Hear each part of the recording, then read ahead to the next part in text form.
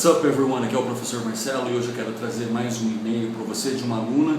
O nome dela é Luciana. Ela me enviou a seguinte mensagem: Marcelo, eu tenho estudado inglês há 2 anos e nos últimos meses tem se tornado bem difícil entender o inglês sem o uso do português. Ou seja, o que ela está dizendo aqui é que ela precisa da tradução do português para compreender o inglês. Bem, Luciana, primeiramente eu quero agradecer o seu e-mail e dizer que aqueles que querem também enviar sua dúvida ou pergunta, pode enviar via e-mail ou via comentário do Facebook e eu vou responder ou por escrito ou através de um vídeo bem rápido para que você tenha a sua resposta o mais rápido possível, ok? Bem, Luciana, a gente tem que dividir essa pergunta em 2 partes: o porquê e como você pode solucionar isso, ok? O porquê é bem simples. Se eu fizer uma pergunta para você como Luciana, como vai você? Você vai responder essa pergunta muito rápido, de forma bem breve, ok? Mesma coisa que em inglês. Se eu perguntar para você, Luciana, how are you?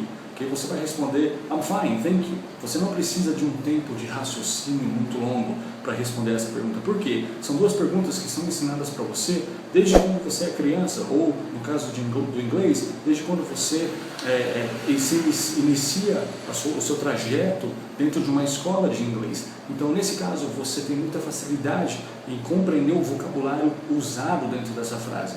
Por isso, você não precisa do português. Você não precisa traduzir a frase. A sua resposta é imediata. Agora, se eu ler uma frase para você como The synthesis of the phrase is caused by the auxiliary verb inserted in the middle of the sentence, enhanced by an adverb.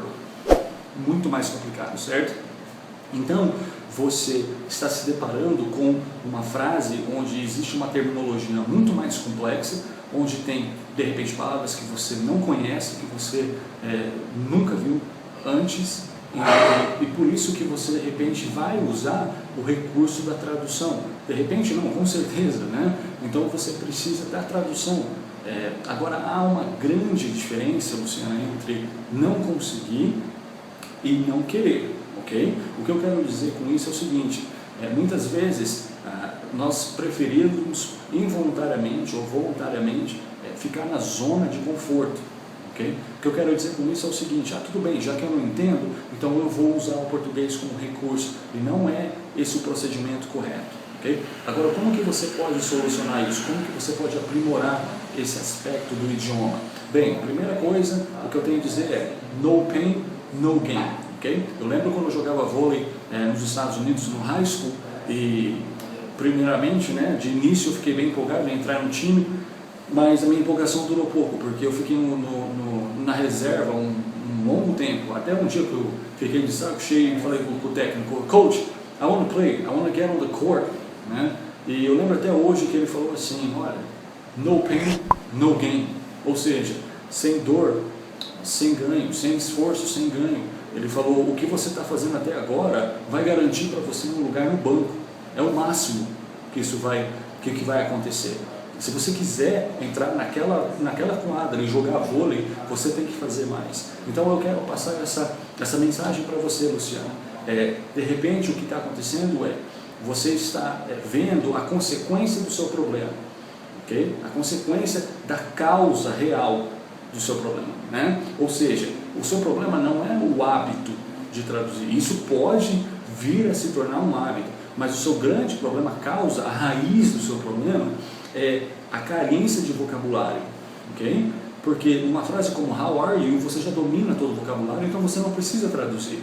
Uma frase como essa que eu li para você, você não domina esse vocabulário, então você precisa traduzir, ok? Você se sente insegura, então você precisa, primeira coisa, acumular vocabulário. Busque recursos que ajudem você a fazer isso, ok? Um desses recursos é participando da nossa página do Facebook, ok? Uma segunda coisa é não traduza tudo que você ouvir. Não tente entender palavra por palavra.